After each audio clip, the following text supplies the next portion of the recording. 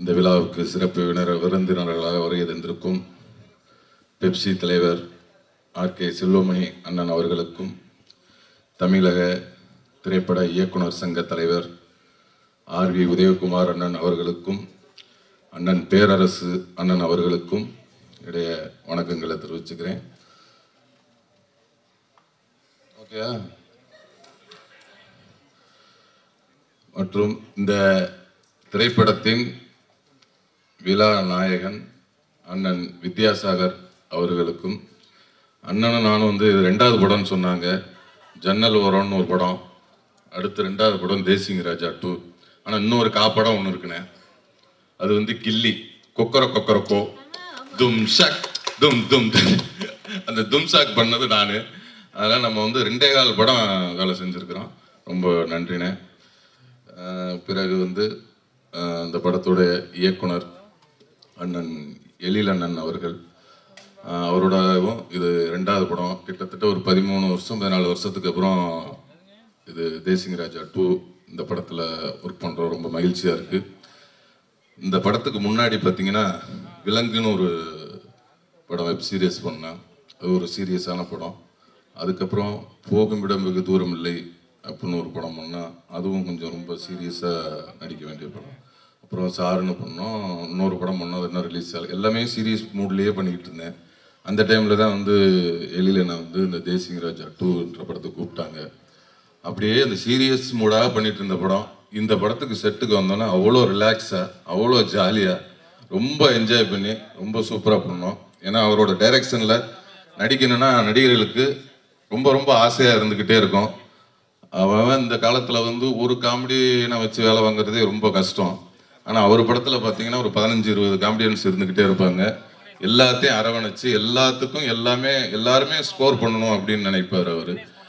நீ மட்டும்தான் ஸ்கோர் பண்ணணும், நீ பண்ணக்கூடாது, நீ புதுசு, நீ பழசு, அந்த பாகுபாடெல்லாம் எல்லாமே நடிக்கிற எல்லாத்துக்கும் சமமாக அந்த இது போய் சேரணும் அப்படின்னு நினைக்கிறதுல ரொம்ப அருமையாக அதெல்லாம் எல்லாத்தையுமே பார்த்துக்குவார்.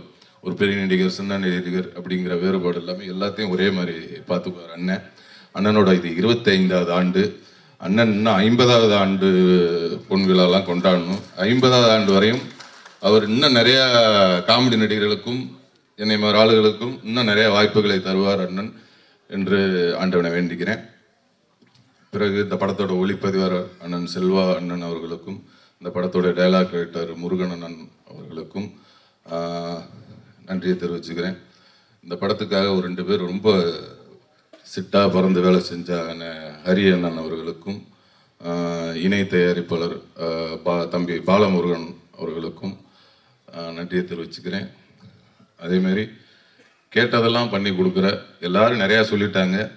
நம்ம தயாரிப்பாளர் ரவிச்சந்திரன் சார் அவர்கள் ரொம்ப, அதாவது எல்லாத்தையுமே ரொம்ப ஒரு அழகாக பார்த்துக்குவார். ஒரு தயாரிப்பாளர்னா ரொம்ப ஒரு ஆசையாக இருக்கும்ல, அப்பா இந்த கம்பெனியில் படம் பண்ணால் ரொம்ப நல்லா இருக்கும், நல்லா பார்த்துக்குவாங்க அப்படிங்கிற ஒரு ஆசையை வந்து எல்லாத்துக்கும் கொடுப்பாரு. அதேமாதிரி அவரும் இந்த சின்ன நடிகர் பெரிய நடிகர்லாம் அந்த பாகுபாடெலாம் பார்க்க மாட்டார். எல்லாத்துக்கிட்டையும் ஒரே மாதிரி பழகுவார். அவரோட அந்த நல்ல மனசுக்கே இந்த படம் நிறையா ஓடணும். அவர் இன்னும் தமிழ் சினிமாவில் நிறைய படங்கள் தொடர்ந்து எடுத்து நிறைய பேர்த்துக்கு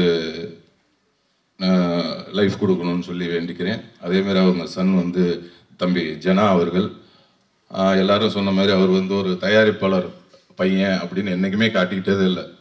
நிறைய பேர் இவர்தான்ப்பா ப்ரொடியூசர், அப்படியா அப்படின்னு இப்போ படம் முடிகிற அன்னைக்கு தான் நிறைய பேருக்கு ஒரு ப்ரொடியூசர் பையனே தெரியும். அது வரையும் யாருக்குமே தெரியாது. ரொம்ப அவர் சூப்பராக பண்ணி ரொம்ப நல்லா பண்ணாங்க. தம்பிக்கும் இன்னும் பெரிய பெரிய இடத்தை அடையணும், இன்னும் நிறைய உயரத்தை தொடரணும்னு அவருக்கும் என்னுடைய வாழ்த்துக்களை தெரிவிச்சுக்கிறேன். மற்றும் இந்த படத்தில் என்னுடன் சேர்ந்து பணியாற்றிய அனைத்து நடிகர்களுக்கும், தம்பி புகழ் அவர்கள் ஒரு லேடி கெட்டப்பில் இருக்கார். இந்த படத்தில் வந்து நான் ஒரு இன்ஸ்பெக்டர், அவர் ஒரு இன்ஸ்பெக்டர், 2 பேர் எதிர்த்த டேஷன், அதுக்குள்ள ஒரு சுவாரஸ்யமான ஒரு விஷயங்கள்லாம் இருக்குது.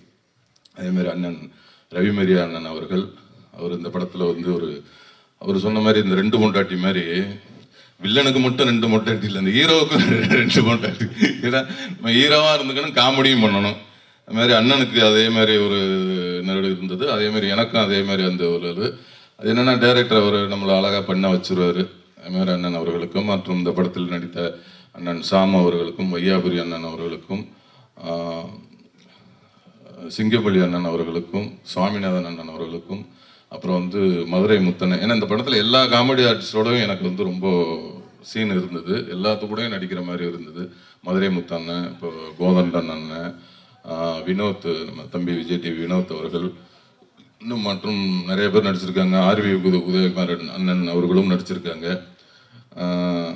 நிறைய பேர் நடிச்சிருக்காங்க. நடித்த எல்லாருக்கும் என்னுடைய வாழ்த்துக்களை தெரிவிச்சுக்கிறேன். ஜூலை 11ஆம் தேதி இந்த படம் வெளியாக இருக்கிறது. எல்லாரும் பாருங்கள். அவங்க எல்லாருக்கும் பிடிச்ச படமாக இருக்கும். நன்றி, வணக்கம். Thank you so much sir. Thank you. கால் நூற்றாண்டையும் கடந்து இன்னைக்கும் நகைச்சுவைக்கு இப்போ உள்ள இயக்குனருக்கு டஃப் கொடுத்துக்கிட்டு இருக்க ஒரே இயக்குனர்னா எழில்மிகு இயக்குனர் எங்கள் எழில் சார் தான்.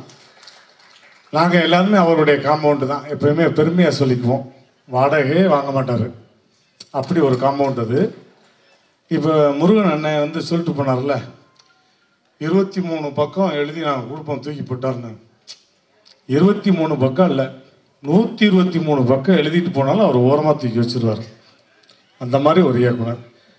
ஏன்னா அவருக்கு தெரியும், கோயம்புத்தூரில் கேமரா இருக்கும், அவர் கோடம்பாக்கத்தில் உட்காந்துருப்பார். கோயம்புத்தூரில் கேமரா ஷூட்டிங் போய்கிட்டு இருக்கும், இவர் கோடம்பாக்கத்தில் உட்காந்துருப்பார். சார் என்ன சார் ஷூட் போகுது அப்படின்னா, உள்ள 15 காமெடி போராட்டம் இருக்குது. இந்த 15 காமெடி போராட்டமும் பேசி அவங்களாம் அடிச்சுக்கிட்டு நாரி அவங்களே ஒரு எடிட் பண்ணி உனக்கு கொடுத்துருவாங்க.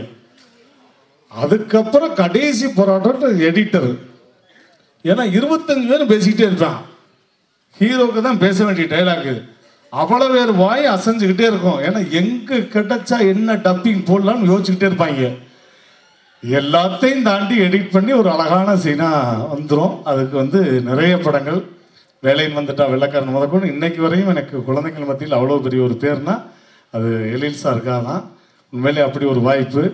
அந்த மாதிரி மாப்பிள்ளையை பற்றி நான் ரொம்ப பெருமையாக சொல்கிறேன். விமல் மாப்பிள்ளையை அவர் சொன்ன மாதிரி வாய் அசைக்கவே மாட்டார். நான் நிறைய இடத்துல பேசியிருக்கேன் அவர் மாதிரி. இப்போ நமக்கெல்லாம் உடம்பு வலிக்குது அப்படின்னா வந்து நம்ம ஃபோன் பண்ணி கேட்போம்ல, ஒரு நிகழ்ச்சிக்கு போகிறோம், மாப்பிள்ளை எங்கே இருக்கீங்க அப்படின்னா என்ன சொல்லணும்? மாமா இந்த தூக்கிக்கிட்டு இருக்கேன், இந்த வந்துட்டேன், இதுதான் சொல்லணும். இப்போ பாருங்களேன், அவர் எப்படி பேசியிருப்பார் சொல்கிறேன். மாப்பிள்ளை வணக்கம் மாப்பிள்ளை, ஆடியோ லஞ்சுக்கு ரொம்ப லேட் ஆகிடுச்சு மாப்பிள்ளை, எங்கே மாப்பிள்ளை இருக்கீங்க? அதான் வந்துட்டு எந்திரிச்சேன், கொஞ்ச நேரம் கழிச்சு வரலாம்னு இருக்கேன். இல்லை மாமா, காஃபி குடிச்சிட்டு வரலாம்னு இருக்கேன், நீங்கள் எங்கே மாமா இருக்கீங்க? நம்ம காதை தூக்கி அவர் வாயில் வைக்கணும். அப்படியா மாப்பிள்ளை, வந்துருங்க மாப்பிள்ளை அப்படின்னு. அந்த மாதிரி ஒரு யதார்த்தமான, எனக்கு ரொம்ப பிடிச்ச, நான் வந்து திரை உலகத்தில் அன்பா கூப்பிட்ற மாப்பிள்ளை விமல். அவரோடையும் 3 படம் நிறைய பண்ணிட்டேன். நான் அடுத்தடுத்த படங்களும் நான் நிறைய பண்ணணும். ஸோ அவருக்கும் என்னுடைய வாழ்த்துக்கள். அதே மாதிரி இங்கே இருக்கக்கூடிய காமெடி லெஜண்ட்ஸ் ஒரு ஒட்டுமொத்த பேரையும் நீங்கள் வந்து அந்த ஈகோவே இல்லாமல் பெர்ஃபார்ம் பண்ணக்கூடிய காமெடின்ஸ் தான் ரொம்ப முக்கியம். இப்போ ஒரு ஃப்ரேமில் வந்து 10-15 பேர் இருந்தால் கூட எல்லாரும் அந்த வாய்க்கு வந்து அதை பேசிக்கிட்டே இருப்போம். கேப்பு விடுற இடத்துல பேசுவோம். அவர் கேமரா கட் பண்ணி கேமரா ஷிஃப்ட் ஆகிலாம் வேறு இடத்துக்கு போயிடும், நாங்கள் பேசிக்கிட்டே இருப்போம். அந்த மாதிரி காட்சியெலாம் நடந்திருக்கு. அதை தாண்டி அவ்வளோ தூரம் வரும். அதே மாதிரி இந்த தேசிங் ராஜாவில் நீங்கள் பார்த்த வேலைன்னு வந்துட்டா வெள்ளைக்காரனில் அந்த 500 அந்த கிளைமேக்ஸ் காமெடியோடைய ஒரு லீடு, ஒரு பெரிய லீடு இருக்குது. அதில் ஒரு கெஸ்ட் அப்பியரன்ஸாக அது நான் பண்ணியிருக்கேன். அதுக்கு வாய்ப்பு கொடுத்த மீண்டும் எழில் சாருக்கு நன்றி. கூடிய விரைவில் வேலைன்னு வந்துட்டா வெள்ளைக்காரன் பார்ட் 2 வந்து நீங்கள் ஆரம்பிக்கணும். இதே காமெடி போராட்டத்தை நாங்கள் நடத்தியே ஆகணும். அதுக்கு உங்கள்கிட்ட வந்து தாழ்மையாக கேட்டுக்கிறோம். ஸோ ரொம்ப ரொம்ப நன்றி. திரைப்படம் மிகப்பெரிய வெற்றியுடைய வாழ்த்துக்கள். வந்திருக்க எல்லாருக்கும் நன்றி, வணக்கம். Thank you. I love you all. Thank you sir, thank you. அந்த ரிக்வஸ்ட் நாங்களும் வச்சுக்கிறோம்.